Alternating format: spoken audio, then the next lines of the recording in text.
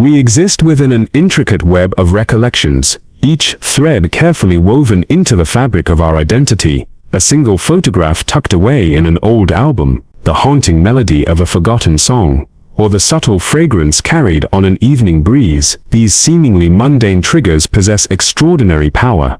They serve as keys, unlocking chambers within our minds that we didn't even realize were sealed shut.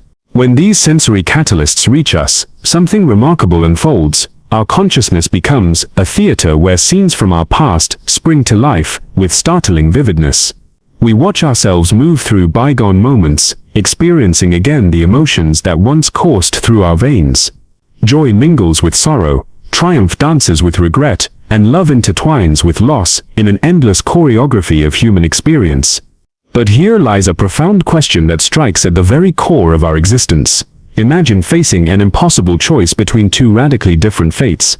Option 1 offers you millennia of life, centuries upon centuries of experiences, adventures, and discoveries. Yet there's a devastating catch. Each dawn would steal away every memory you've accumulated, leaving you perpetually reborn into ignorance. Option 2 presents a more familiar timeline, 50 years of mortal existence, but with every memory preserved in crystal clarity, each recollection remaining vivid and accessible throughout your entire lifetime. For most of us, this decision requires no deliberation whatsoever. The shorter life, enriched by continuous memory, emerges as the clear victor. Why? Because we instinctively understand that our memories don't simply record our experiences, they are our experiences. They transform random events into meaningful narratives, isolated moments into coherent stories of selfhood. This preference reveals something profound about human nature. We are not merely biological organisms occupying space and consuming resources. We are living archives, walking libraries of personal history. Our identity transcends the physical boundaries of flesh and bone. It dwells in the delicate neural pathways that preserve and connect our experiences across time. Consider what happens when this system begins to falter.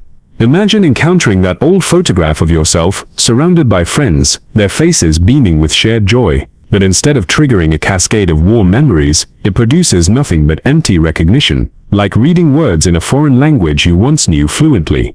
The file folders of your mind have been corrupted, their contents scattered beyond recovery, leaving you stranded in an eternal present, with no bridge to your past. This terrifying scenario isn't confined to the realm of imagination. For millions of people worldwide, it represents a harsh reality that unfolds with merciless progression. The umbrella term, dementia, encompasses a constellation of symptoms that systematically dismantle the architecture of memory and cognition. While various conditions can trigger this decline, Alzheimer's disease stands as the primary culprit, accounting for roughly 60 to 80% of all dementia cases. The statistics paint a sobering picture of our collective future. Among Americans who reach 65 years of age, approximately 1 in 10 will develop Alzheimer's disease. This percentage climbs dramatically with each passing year, creating an inevitable intersection between longevity and cognitive vulnerability. As medical advances extend our lifespans, we paradoxically increase our exposure to conditions that threaten the very essence of who we are. The biological mechanics of Alzheimer's unfold like a slow-motion catastrophe within the brain. Two rogue proteins, amyloid and tau, begin accumulating in areas where they don't belong.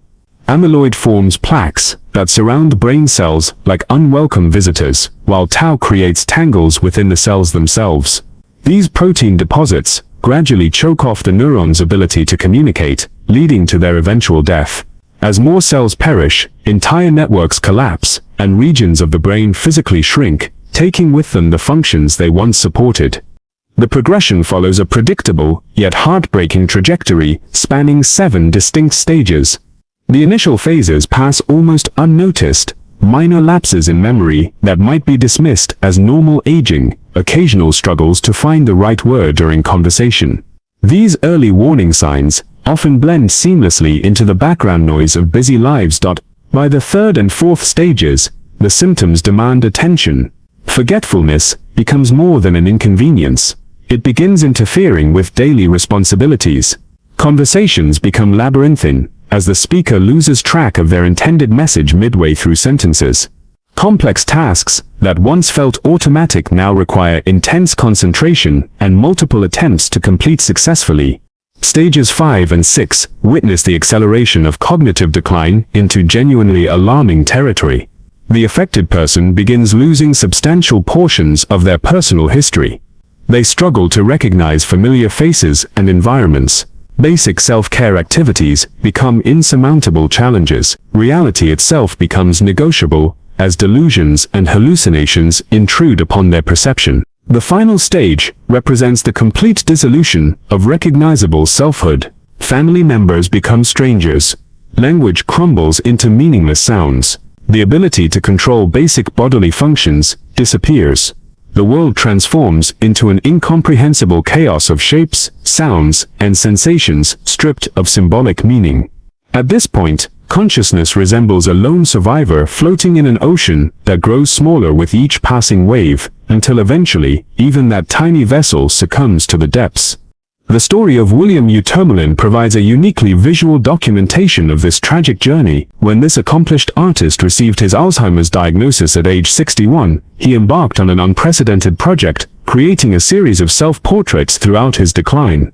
These paintings serve as a haunting timeline, beginning with detailed, recognizable representations and gradually dissolving into abstract shapes and confused colors. In the early portraits, we see Utermohlen as he saw himself, a coherent individual, with defined features and clear artistic vision. As the disease progresses, the portraits become increasingly distorted and simplified. Colors appear in unexpected places. Proportions shift and warp. The careful attention to detail gives way to broad, uncertain strokes. The final paintings in the series barely qualify as portraits at all.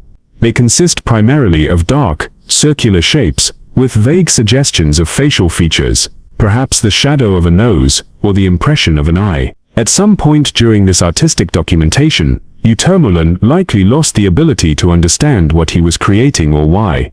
Yet these works continue to speak to us, offering a window into the subjective experience of losing oneself piece by piece. These portraits force us to confront uncomfortable truths about the nature of consciousness and identity. They reveal how much of what we consider permanent and solid about ourselves actually rests on incredibly fragile foundations. Our sense of self, our ability to navigate the world meaningfully, our very capacity for coherent thought. All of these depend on the proper functioning of an organ that weighs less than 3 pounds and consists largely of water and fat. But the fragility of memory extends beyond the realm of pathology. Even in healthy brains, our recollections prove surprisingly unreliable. The phenomenon of false memory formation demonstrates that we can develop vivid, detailed memories of events that never occurred. In groundbreaking research, conducted by psychologist Elizabeth Loftus, participants were asked to recall getting lost in a shopping mall during childhood. Despite the fact that none of these individuals had actually experienced such an event, 25% developed elaborate false memories, complete with emotional details and sensory impressions. This finding raises profound questions about the reliability of our personal histories. How many of our cherished memories accurately reflect past events? How many have been unconsciously edited, enhanced, or entirely fabricated by our mind's desire to create coherent narratives from chaotic experiences? Our memories don't function like video recordings stored in a digital library. Instead, they resemble stories that get retold and modified with each recounting. Every time we recall an event, we potentially alter it slightly, influenced by our current mood, recent experiences, and evolving perspectives. Like photocopies made from photocopies, each iteration may lose some fidelity to the original while introducing new distortions. We are all engaged in a lifelong game of telephone with ourselves, where the message gradually changes as it passes through different versions of who we are across time. Our teenage self remembers childhood differently than our adult self will recall those same events. Our elderly self may have an entirely different perspective on experiences that felt definitive in middle age.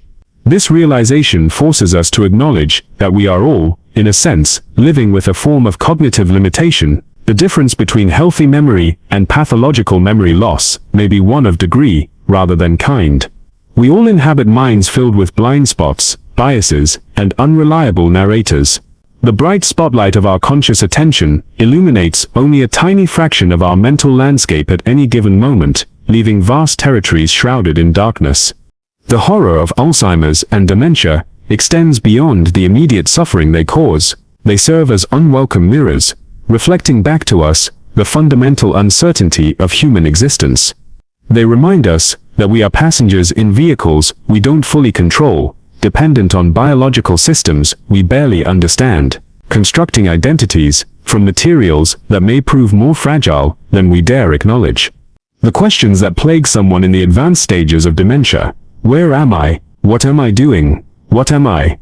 Echo the fundamental existential inquiries that philosophers have pondered for millennia. In confronting dementia, we encounter not just a medical condition, but a profound meditation on consciousness, identity, and the meaning we derive from existence. Yet perhaps, there's something both humbling and liberating in acknowledging these limitations. If our memories are imperfect, and our identities are constructions, rather than fixed truths, then we gain a certain freedom to consciously participate in shaping who we become. We can approach our life stories with both reverence and creativity, honoring our past, while recognizing our power to influence how we remember and interpret our experiences. The specter of memory loss reminds us to treasure the cognitive gifts we currently possess while they remain available to us. It encourages us to create external records of meaningful experiences, to strengthen our connections with others who can serve as witnesses to our lives, and to find ways of deriving meaning that don't depend solely on our ability to recall the past. In the end, confronting the reality of dementia doesn't diminish the value of human consciousness. It illuminates just how precious and remarkable it truly is. Every moment of clear thought, every preserved memory, every coherent sense of self, represents a minor miracle occurring within the delicate architecture of our brains. By understanding both the power and fragility of these processes, we can approach our lives with greater appreciation, intention, and compassion for ourselves and others, navigating this complex journey of conscious existence. The conversation about memory, identity, and consciousness remains far from over.